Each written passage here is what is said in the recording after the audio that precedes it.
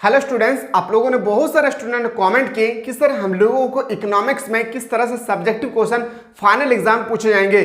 आज मैं आप लोगों के सामने एक क्वेश्चन में आप लोगों के सामने मैं बताने की कोशिश करूंगा। जो भी स्टूडेंट आर्ट्स कॉमर्स साइंस से लेकर स्टडी कर रहे हैं, बिल्कुल इस वीडियो को देखें जहां पे मैं आपके सामने सब्जेक्टिव क्वेश्चन बताने वाला हूं। ये आप लोगों का सेट नंबर 1 है। क्या है? ये आप लोगों का सेट नंबर 1 है। इस तरह से आप लोगों को 5 सेट मिलेगी। जो एक सेट आप लोगों को यूट्यूब पे मिलेगा, उसके बाद जो सेट 2 सेट 3 सेट 4 सेट 5 जो होगी वो हमारे एप्लीकेशन पे मिलेगा।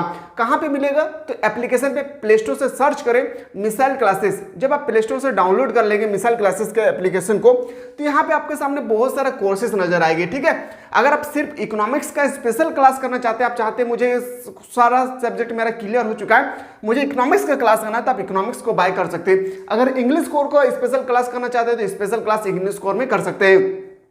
अगर आप लोग चाहते हैं कि नहीं मुझे इंग्लिश और इकोनॉमिक्स दोनों कंबाइंड करना है, तो आप कंबाइंड बैच में यहाँ पे ऑलरेडी अवेलेबल है। और अगर आप चाहते हैं मुझे आर्ट्स का बेहतरीन तरीके से तैयारी करना है, तो आर्ट्स का फाउंडेशन बैच को जरूर बाय कीजिए, जिसका फी ओनली फॉर 399 रुपीज़ है। अगर आप लोग चाहते हैं कि सर हम लोगों को बेहतरीन तरीके से तैयारी करना है, देखिए देखा जाए ना, इकोनॉमिक्स जो है ऑटोमेटिक एक देखा जाए तो हर एक सब्जेक्ट से ना थोड़ा सा अलग सब्जेक्ट है। ऐसा क्यों है? क्यों पता है? क्योंकि इसका आंसर आप लोगों को फाइनल एग्जाम हो या आपका इंटरनल एग्जाम हो या ब्लूप्रिंट का एग्जाम हो, इसका लैंग्वेज जो है ना पूरा इकोनॉमिक्स लैंग्वेज में होता है। क्या होता है इकोनॉमिक्स लैंग्वेज में? मैंने आपको कई बार बता चुका हूं। जैसे हम लोग देहाती भाषा में बोलते हैं या हिंदी में बोलते हैं लेन देन, इसको इकोनॉमिक्स के भाषा में बोलते हैं विनिमय। क्या बोलते हैं? विनिमय। तो आपको टर्म समझना होगा। पहला बात तो लेट ना करें, ऑलरेडी डिस्क्रिप्शन में लिंक दिया हुआ है, आप जल्दी से प्ले स्टोर से डाउनलोड कर ले एप्लीकेशन को। डाउनलोड करने के बाद कोई भी कोर्स को ज्वाइन करें जो भी आपको अच्छा लगे, खास करके जो भी आर्ट्स से स्टूडेंट है, अगर उन लोग क्लास करना चाहते हैं तो इस बैच को आप लोग जरूर ज्वाइन कीजिएगा। ठीक है, और आज जो मैं आपको बताने वाला हूं ये आप लोगों का सेट नंबर 1 है। सेट नंबर 2 से लेकर सेट नंबर 4 तक 5 तक अगर देखना चाहते हैं तो आपको यहीं पे मिलेगी। एक मिलेगा आपको कहां पे? तो एक मिलेगा आपको क्लास 12 का आर्ट्स का फाउंडेशन बैच में, और एक मिलेगा आपको इकोनॉमिक्स में, और एक मिलेगा आपका जो कंबाइंड बैच है इंग्लिश और इकोनॉमिक्स का। यहाँ पे फी भी बहुत ही नॉर्मल रखा गया। देखिए 199 रुपीज में आपका इकोनॉमिक्स का सारा सब्जेक्ट का theory lecture, objective question, subjective question, सारा चीज आप लोग यहाँ पे प्रोवाइड किए जा रहे हैं। तो लेट ना करें, जल्दी से जाएं और क्लास को ज्वाइन करें। तो आज मैं आपके सामने जो बताने वाला हूं ना, एक एक क्वेश्चन को एकदम अपने लैंग्वेज में देखना है। इकोनॉमिक्स के लैंग्वेज में आज आपको बताने की कोशिश करूंगा, तो वीडियो पर बने रहे। चैनल पर नए आए, चैनल को सब्सक्राइब करके बेल आइकन को जरूर प्रेस करें। चलिए पहला क्वेश्चन को हम लोग मूव करते हैं। एक एक क्वेश्चन को यहाँ पे आपको ध्यान से देखना है, क्वेश्चन को समझना है, फिर आप लोगों को मैं आंसर बताने की कोशिश करूंगा। सबसे पहले कोशिश कीजिएगा क्वेश्चन को माइंड में सेटअप करना। चैलेंज करता हूं, अगर आप पूरा वीडियो का अगर देखेंगे ना, तो यहाँ पे जो चीज मैं बताऊंगा पूरा का पूरा माइंड में सेटअप कर दूंगा, ये मेरी गारंटी है। बस आप लोगों को स्किप नहीं करना वीडियो। पहला क्वेश्चन पे आते हैं। पहला क्वेश्चन हमसे पूछा गया कि अर्थशास्त्र की अर्थव्यवस्था की किन दो केंद्रीय समस्या क्या है। देखिए अर्थशास्त्र की अर्थव्यवस्था की जो है इसके देखा जाए तो 3 समस्या है, लेकिन आपसे पूछा गया यहाँ पे 2 समस्या, तो आपको 2 समस्या के बारे में ही उपलब्ध कराना है। और ये क्वेश्चन आपका फाइनल एग्जाम में 2 मार्क्स का पूछा जाएगा। कितना मार्क्स का? 2 मार्क्स का आपका पूछा जाएगा। देखिए किसी अर्थव्यवस्था की 2 केंद्रीय समस्या निम्न है। पहला पॉइंट, किन वस्तुओं का उत्पादन किया जाए? बहुत ही मात्रा कि किन वस्तुओं का उत्पादन किया जाए, पहला पॉइंट। और कितनी मात्रा में, किन वस्तुओं का उत्पादन करें और कितनी मात्रा में। ठीक है, पॉइंट नंबर 2, कैसे उत्पादन किया जाए। पहला पॉइंट, किन वस्तुओं का उत्पादन किया जाए, कितना किया जाए। दूसरा, कैसे उत्पादित किया जाए, इसको कैसे हम लोग उत्पादन करें। दूसरा पॉइंट, अगर इस क्वेश्चन एग्जाम में आए, और आएगा ये 100% फाइनल एग्जाम में, ये क्वेश्चन अगर आपके पेपर में आ जाए तो आपको आंसर हूबहू इसी तरह से आपको लिखना है। आशा करते हैं कि ये क्वेश्चन आप लोगों को समझ में आ गया होगा। आते हैं नेक्स्ट क्वेश्चन पे। कुल उत्पादन से क्या समझते हैं? टोटल प्रोडक्ट से आप क्या समझते हैं? ये भी क्वेश्चन आपके पेपर में 2 मार्क्स का पूछा जाएगा। उत्पत्ति के साधनों का प्रयोग करके, कोई भी उत्पत्ति साधन हो सकता है, कोई भी औजार हो सकता है जिससे हम लोग सामान को उत्पादन कर सकते हैं। उत्पत्ति के साधनों का प्रयोग करके कुल उत्पाद एक निश्चित समय में उत्पादित वस्तुओं की कुल मात्रा से है। एकदम आपको to copy to the point आपको ऐसा ही लिखना है। और अभी आप लोगों को मैं नंबरिकल का भी जो आप लोगों का नंबरिकल का क्वेश्चन आएगी ना फाइनल एग्जाम में 12 मार्क्स का, वो भी मैं आपको बताने वाला हूं इसी वीडियो में। आप लोगों को बस पैसेंस बनाकर देखना है। क्वेश्चन नंबर नेक्स्ट आपसे पूछा गया है, अर्थशास्त्र की दो व्यापक शाखाओं का नाम लिखे। ये क्वेश्चन आपके पेपर में याद रखिएगा, 2 मार्क्स का आपके पेपर में 100% छपेगी। पहला व्यष्टि अर्थशास्त्र तथा दूसरा समष्टि अर्थशास्त्र। माइक्रो और मिक्रो दोनों का मीनिंग आपको पता होना बहुत जरूरी है। अब माइक्रो अर्थशास्त्र आपका माइक्रो इकोनॉमिक और मिक्रो इकोनॉमिक्स में आपका डिफरेंट पूछा जाएगा, जो आपके पेपर में 5 मार्क्स का आएगा। और आज हम लोग इसी वीडियो में ये भी क्वेश्चन मैं आपको बताने की कोशिश करेंगे। तो आपको डिफरेंशिएशन पता होना चाहिए कि समष्टि अर्थशास्त्र किसे कहते हैं, व्यष्टि अर्थशास्त्र किसे कहते हैं, और इकोनॉमिक्स का बेहतर तरीके से क्लास करना चाहते हैं तो बिल्कुल इन सब बैचों को आप लोग जरूर बाय कीजिए, जहां पे आप लोगों को बच्चों की तरह यहाँ पे समझाया गया है। एडम स्मिथ द्वारा ये भी क्वेश्चन 100% 2 मार्क्स का फाइनल एग्जाम में टपकेगा। मेरे प्यारे एकदम 2 कॉपी टपकेगा 100%। समझिए कि एडम स्मिथ द्वारा रचित पुस्तक का नाम क्या है, an inquiry into the nature and causes of wealth of nation. 100% ये क्वेश्चन आपके फाइनल एग्जाम में टपकेगा ही टपकेगा। मेरे लाल एकदम इस क्वेश्चन को कर लेना है। क्लास अच्छा लगे तो अपने दोस्तों को, सहेलियों को जरूर शेयर करें। आर्थिक क्रिया को स्पष्ट करें। यह भी प्रश्न आपके पेपर में 2 मार्क्स का क्वेश्चन पूछे जाएंगे। जैसे आप सभी को पता है कि एक बार 2 मार्क्स का आएगा, एक प्रश्न 3 मार्क्स पर, और आप लोगों का एक 5, यानी 3 तरह का आपको पैटर्न देखने को मिलेंगे सब्जेक्टिव क्वेश्चन में। आर्थिक क्रियाओं का संबंध उन सभी क्रियाओं से है, आर्थिक क्रियाओं का संबंध उन सभी क्रियाओं से है जो मानवीय आवश्यकताओं की संतुष्टि के लिए सीमित साधनों, जिनका वैकल्पिक प्रयोग हो सकता है, का उपयोग करते हैं।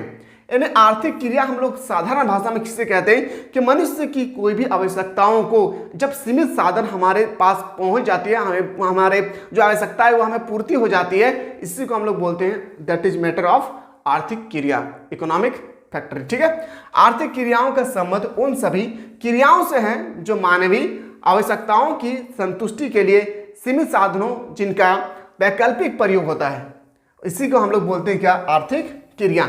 आशा करते हैं कि आज के बाद अगर आपसे पूछा जाएगा तो आप इजीली से इन सब क्वेश्चन को कर सकते हैं। ठीक है, चलिए अब आते हैं सर हम लोग नेक्स्ट क्वेश्चन पे कि व्यष्टि अर्थशास्त्र क्या है और समष्टि अर्थशास्त्र क्या है। तो मैं थोड़ा सा इसको जूम कर देता हूं ताकि आपको अच्छी तरह से दिखे व्यष्टि अर्थशास्त्र और समष्टि अर्थशास्त्र किसे कहते हैं। एकदम पॉइंट नंबर 1 इसी तरह से आपको बॉक्स बनाना है एग्जाम में, और एक तरफ आपको व्यष्टि लिखना है और एक तरफ आपको समष्टि लिखना है।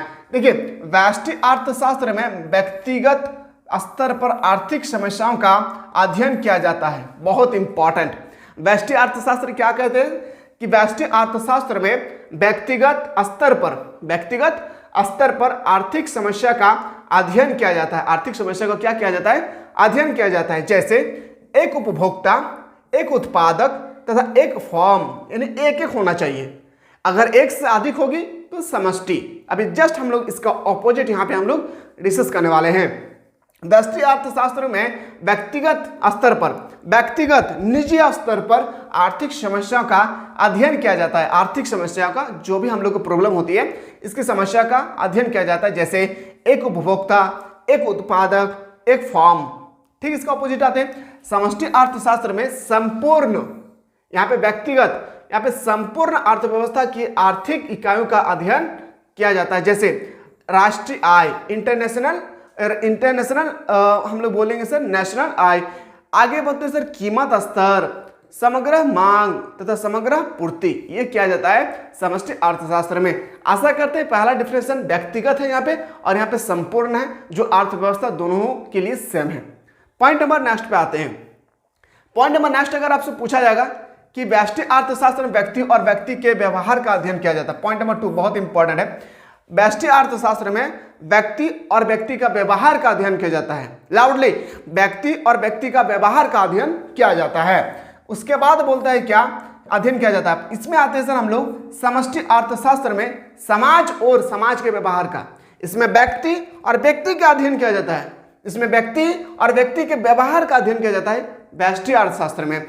समष्टि अर्थशास्त्र में किसके बारे में, समाज और समाज के व्यवहार का अध्ययन किया जाता है। इसमें आप लोगों का व्यक्तिगत, इसमें समाज। डाउट, कोई यानी प्रॉब्लम नहीं होना चाहिए। चलिए पॉइंट नंबर नेक्स्ट पे आते हैं सर। चलिए अगला प्रश्न है पॉइंट नंबर 3। इसका उद्देश्य साधनों के कुशल बंटवारे से संबंधित सिद्धांतों, समस्याओं एवं नीतियों का अध्ययन करना है। और जो भी एप्लीकेशन से पढ़ रहे जो भी बंदा है, एप्लीकेशन में जो भी स्टूडेंट एडमिशन करवाएं, चाहे यहाँ हो, यहाँ हो, कहीं से भी हो, तो उन लोगों का पीडीएफ मैंने ऑलरेडी डाल दिया है। आप लोग पीडीएफ के माध्यम से वहाँ पे देख सकते हैं, और मैंने आप लोगों को ऑलरेडी प्रोवाइड कर चुका हूँ जो एप्लीकेशन से पढ़ रहे हैं। ठीक है, अब आते हैं सर इसमें हम लोग पॉइंट नंबर नेक्स्ट पे, पॉइंट नंबर 3 पे आते हैं। इसका उद्देश्य साधनों के पूर्ण रोजगार तथा उनके विकास से संबंधित सिद्धांतों, समस्याओं तथा नीति का अध्ययन करना है। आशा करते हैं समझ में आ गया। पॉइंट नंबर 4, इसे कीमत सिद्धांत के नाम से भी जाना जाता है। किसको? व्यष्टि अर्थशास्त्र को कीमत सिद्धांत के नाम से भी हम लोग जानते हैं। पॉइंट नंबर नेक्स्ट, इसे आय एवं रोजगार सिद्धांत के नाम से भी जानते हैं। इससे हम लोग इनकम एवं रोजगार के सिद्धांत के नाम से भी जानते हैं, लेकिन इसको हम लोग कीमत, प्राइस के नाम से जानते हैं। व्यष्टि अर्थशास्त्र को, समष्टि अर्थशास्त्र को हम लोग जानते हैं आय और रोजगार के बारे में। आशा करते हैं कि आप लोगों को चारों का चारों स्टेटमेंट आप लोगों को समझ में आ गया होगा। आगे आते हैं सर, उत्पादन संभावना वक्र सब क्या समझते हैं। जो उत्पादन संभावना वक्र है इसके बारे में आपको बताना है। यह क्वेश्चन आपके पेपर में 3 मार्क्स का आएगा। जब मैं बोल दिया हूं कि आएगा तो आपको याद कर लेना है। ठीक है, चलिए, एक अर्थव्यवस्था में उपलब्ध संसाधनों एवं उत्पादन की दी गई तकनीक द्वारा वस्तुओं एवं सेवाओं के विभिन्न संयोग का मतलब होता है कलेक्ट, संयोगों का उत्पादन किया जा सकता है। इन्हीं संयोगों को दर्शाने वाले रेखा को उत्पादन संभावना वक्र कहते हैं। अर्थव्यवस्था में एक वस्तुओं के उत्पादन की मात्रा को बढ़ाने के लिए दूसरी वस्तु के उत्पादन की मात्रा को कम करना पड़ता है। मैं एग्जांपल ले रहा हूं, मेरे पास एक है चाय और एक है कॉफी। अगर चाय की मात्रा, मैं एग्जांपल में बता रहा हूं, समझिए, बहुत ही इंपॉर्टेंट चीज मैं बता रहा हूं, यहां पे आपको समझ में आ जाएगा। थोड़ा सा वेट कीजिए, मैं आपको बेहतरीन तरीके से समझा रहा हूं, इसको आप लोग ध्यान से देखिए।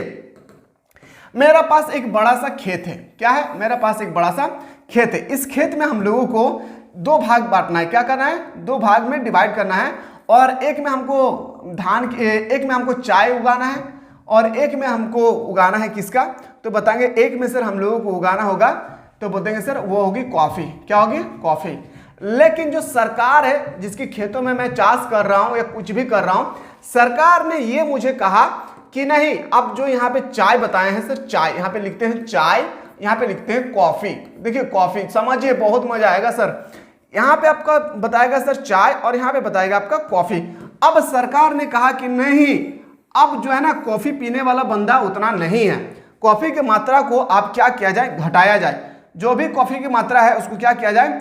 घटाया जाए। अगर कॉफी की मात्रा को घटाया जाए तो आप खुद बताइए किसकी मात्रा को हम लोग ज्यादा करेंगे? तो बोलेंगे सर हम लोग चाय की मात्रा को ज्यादा करेंगे, और इस तरह से हम लोग किसकी मात्रा को कम करेंगे? तो कॉफी की मात्रा को हम लोग क्या करेंगे? कम करेंगे। ये आपका हो गया चाय और ये हो गया आपका कॉफी। आशा करते हैं कि समझ में आ गया होगा। तो इस तरह से अगर आपसे पूछा जाएगा ना, यहाँ पे जो हम लोग डिस्कस कर रहे थे उत्पादन संभावना वक्र से, एकदम देहाती भाषा में आपको बताना है कि किसी भी वस्तुओं को जब 2 वस्तुओं को उत्पादन किया जाता है और एक वस्तु के उत्पादन की जरूरत हमें ज्यादा होती है, तो एक वस्तु की मात्रा को हमें कम करना होता है। दैट इज मीन्स ऑफ उत्पादन संभावना वक्र। समझ में आ गया होगा। चाय और कॉफी की जब खेती कर रहे थे दोनों इक्वल, जब हमको चाय की मात्रा बढ़ाना है तो कॉफी की मात्रा घटाना होगा। ऐसा क्यों? क्योंकि खेत तो उतना ही बड़ा है ना, खेत तो बड़ा है नहीं। चलिए, आशा करते हैं समझ में आ गया। यही कारण है कि उत्पादन संभावना वक्र का झुकाव ऊपर से नीचे की ओर दाईं ओर होती है, ऊपर से नीचे की ओर दाईं ओर होती है। ये हम लोग उत्पादन संभावना वक्र है जो आपको इस तरह से इंडिकेट करना होगा मैप के थ्रू से। ठीक है, चलिए, सीमांत उत्पादन संभावना वक्र क्या है? क्लास अच्छा लग रहा हो ना जी? कोई तो टेंशन नहीं है ना? क्लास अच्छा लग रहा हो तो दोस्तों को शेयर कीजिए। एग्जाम शेड्यूल दे दिया गया है, एग्जाम डेट भी रिलीज कर दिया गया है। अपने दोस्तों को ज्यादा से ज्यादा शेयर करें ताकि वो भी पढ़े लिखे और आगे बढ़े। ठीक है, और सेट 2 के लिए आप लोग जल्दी से जाएं, और सेट 2 देखना चाहते हैं तो एप्लीकेशन पे ही क्लासेस होगी, यूट्यूब पे नहीं। सीमांत उत्पादन संभावना वक्र क्या है? सीमांत उत्पादन संभावना वक्र क्या है? सीमांत उत्पादन संभावना 2 वस्तुओं के उन संयोगों को दर्शाती है, 2 वस्तुओं के उन कॉम्बिनेशन को दर्शाती है जिनका उत्पादन अर्थव्यवस्था के संसाधन का पूर्ण रूप से उपयोग करने पर किया जाता है। पूर्ण रूप से उपयोग करने पर क्या जाता है? यह एक वस्तु की एक अतिरिक्त इकाई प्राप्त करने की अवसर लागत है। समझ में आया क्या बोल रहे हैं? यह एक वस्तु की एक अतिरिक्त एक के अलावा और भी वस्तु का उत्पादन करने का एक अवसर लागत है। आशा करते हैं सीमांत उत्पादन से अगर आपसे पूछा जाएगा कोई भी क्वेश्चन तो इसका आंसर आपको इसी तरह से करना है। अवसर लागत से आप क्या समझते हैं? किसी साधन की अवसर लागत का अर्थ उसके दूसरे सर्वश्रेष्ठ वैकल्पिक प्रयोग से है। बस मीनिंग आपको याद होना चाहिए। क्या? तो किसी साधन की अवसर लागत का अर्थ उनके दूसरे सर्वश्रेष्ठ वैकल्पिक प्रयोग से है। इसका अर्थ यह है कि साधन सीमित होते हैं जिनके वैकल्पिक प्रयोग हो सकते हैं। जब साधन का प्रयोग किसी एक वस्तु के उत्पादन में बढ़ाया जाता है तो दूसरी वस्तुओं का उत्पादन कम करना पड़ता है। मैंने अभी जस्ट बताया, जगह तो इतना बड़ा है, दो वस्तु का हम लोग उत्पादन कर रहे हैं, एक वस्तु का उत्पादन ज्यादा बढ़ाना होगा तो एक को घटाना होगा, है ना? तो यहाँ पे वही चीज बताया गया है। इस प्रकार किसी एक वस्तु की अवसर लागत दूसरी वस्तु की अवसर मात्रा होती है जिनका त्याग करना पड़ता है। अवसर लागत को आर्थिक लागत भी कहते हैं। मैंने अभी जस्ट बताया आर्थिक लागत के बारे में, बताया ना चाहिए नेक्स्ट पेज में। उपयोगिता क्या है? चलिए देखते हैं उपयोगिता। ये 2 मार्क्स का आपके पेपर में आएगी। किसी वस्तुओं में छुपा हुआ गुण, किसी भी वस्तु में छुपा हुआ वह गुण जिससे किसी आवश्यकता की पूर्ति होती है। किसी भी आवश्यकता की पूर्ति होती है। जैसे मेरे जेब में अभी कलम नहीं है तो मैं जब किसी से कलम लूँ दैट इज मीन्स ऑफ बोलेंगे उपयोगिता। याद रखिएगा। अभी पूर्ण उपयोगिता क्या है ये भी डिस्कस करवाएंगे। आवश्यकता की पूर्ति करती होती है, उपयोगिता कहलाती है। अलग अलग वस्तुओं में उपयोगिता का स्तर अलग अलग होता है। अलग अलग वस्तुओं के उपयोगिता में अलग अलग वस्तु स्तर होती है जो उनके उपभोग की तीव्रता पर निर्भर करती है। जो उनके उपभोग की तीव्रता पर क्या करती है? निर्भर करती है। चलिए अगला प्रश्न अगर आपसे पूछा जाएगा कि मांग क्या है, और बहुत ही मजेदार है। मांग का डिफिनेशन मैं ऐसा बताऊंगा कि आप जिंदगी में कभी भूल नहीं सकते हैं। और ये क्वेश्चन आपके फाइनल एग्जाम में 3 मार्क्स का पूछा जाएगा कि व्हाट इज डिमांड। हम उसके बाद एक्सप्लेन करने के लिए बोलेंगे, ठीक है? अभी यहाँ पे आपको मैं बता रहा हूँ, आपको मैं अपने लैंग्वेज में बताऊंगा, ध्यान से देखिए। प्रभावपूर्ण इच्छा को मांग कहते हैं।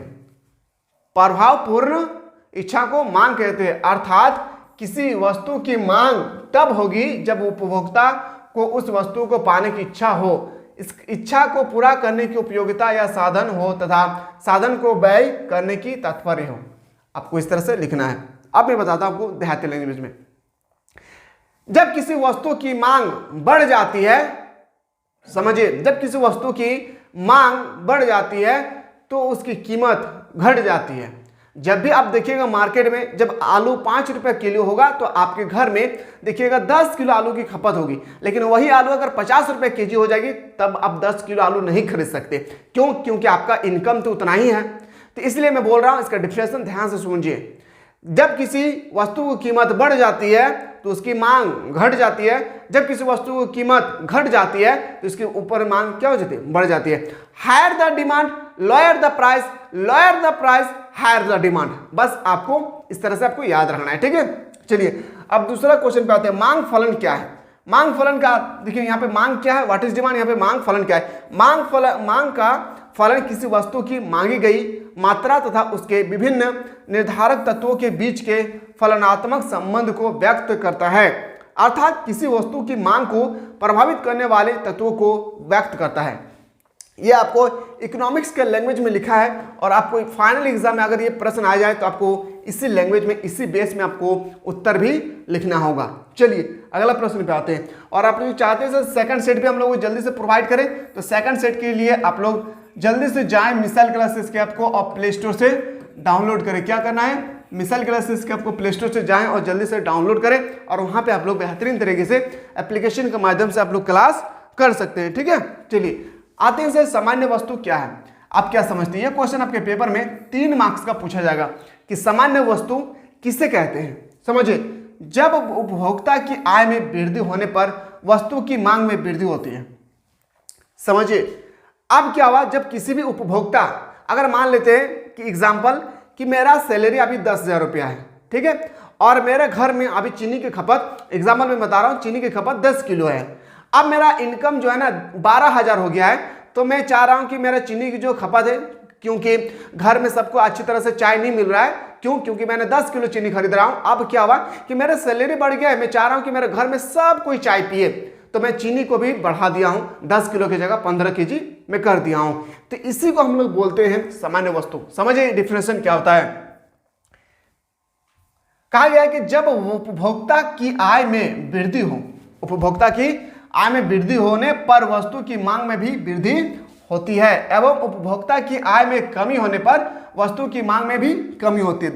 एकदम टू कॉपी ऑपोजिट। जब किसी उपभोक्ता की आय में वृद्धि होती है तो मांग में भी वृद्धि होती है, जब किसी उपभोक्ता की आय में कमी होती है तो मांग में भी क्या होती है? कमी होती है। ठीक है। अब और ऐसे वस्तु को हम लोग सामान्य वस्तु कहते हैं। ऐसे ही वस्तु को हम लोग सामान्य वस्तु कहते हैं। इस प्रकार यदि वस्तु सामान्य हो तो उपभोक्ता की आय एवं वस्तु की मांग के बीच धनात्मक संबंध होता है। मैंने अभी जस्ट बताया पॉजिटिव रिलेशन होता है। उत्पाद उदाहरण के लिए चावल, गेहूं, इसके अलावा कुछ भी लिख सकते हैं, लेकिन आपको एग्जांपल देना है चावल और गेहूं। आते अगला प्रश्न पे, घटिया या निम्न कोटि की वस्तु को परिभाषित दें। घटिया वस्तु या निम्न कोटि वस्तु किसे कहते हैं समझिए। जब उपभोक्ता की आय में वृद्धि होने पर, जब भी उपभोक्ता की आय में वृद्धि होने पर वस्तु की मांग में कमी होती है। अब क्या हुआ कि जैसे मेरा जो वृद्धि है, आय है, वो तो 10,000 से 12,000 हो गया। एग्जाम्पल, मेरा सैलरी पहले 10,000 था, अब हो गया 12,000। तब क्या हुआ? मांग में कमी होगी। तब अब क्या हो गया? मांग में कमी हो गया है। जो चीज की मेरा आवश्यकता पहले डिमांड जितना थी उसकी डिमांड और भी कम हो गया है। तथा उपभोक्ता की आय में कमी होने पर वस्तु की मांग में वृद्धि होती है। तथा वस्तु जब हमारी सैलरी 10,000 से घटकर 8,000 हो जाएगी तब हमें वो मांग ज्यादा होगी। कौन सी वस्तु की? समझिए अभी। वस्तु की मांग में वृद्धि होती है। ऐसे वस्तु को घटिया वस्तु कहते हैं। जैसे एग्जांपल, मोटा कपड़ा, मोटा अनाज। मोटा कपड़ा और मोटे अनाज को ही हम लोग बोलते हैं घटिया वस्तु। ठीक है। चलिए अब आते हैं सीमांत उपयोगिता एवं कुल उपयोगिता के बीच संबंध स्पष्ट करें। और यह क्वेश्चन आपके पेपर में 5 मार्क्स का आएगा। कितना मार्क्स का? 5 मार्क्स का। सीमांत उपयोगिता एवं कुल उपयोगिता के बीच में आपको रिलेशन बताना है 5 मार्क्स का। इसके लिए आपको सबसे पहले आपको प्ले स्टोर से जाकर सर्च करना होगा मिसाइल क्लासेस के ऐप को। सर्च करने के बाद आप कोर्स को ज्वाइन करेंगे, तभी जाकर आप नेक्स्ट क्लास को, याद रखिएगा, जो सेकंड क्लासेस होगी इकोनॉमिक्स का, वो आप अटेंड कर सकते हैं। अन्यथा पे अटेंड यहाँ पे नहीं कर पाएंगे। तो आज हम लोग क्लास को यहीं पे हम लोग छोड़ते हैं, क्योंकि आप सभी को पता है कि समय ज़्यादा आप लोग नहीं देखना चाहते हैं वीडियो, इसलिए शॉर्ट वीडियो ही होना बहुत जरूरी है।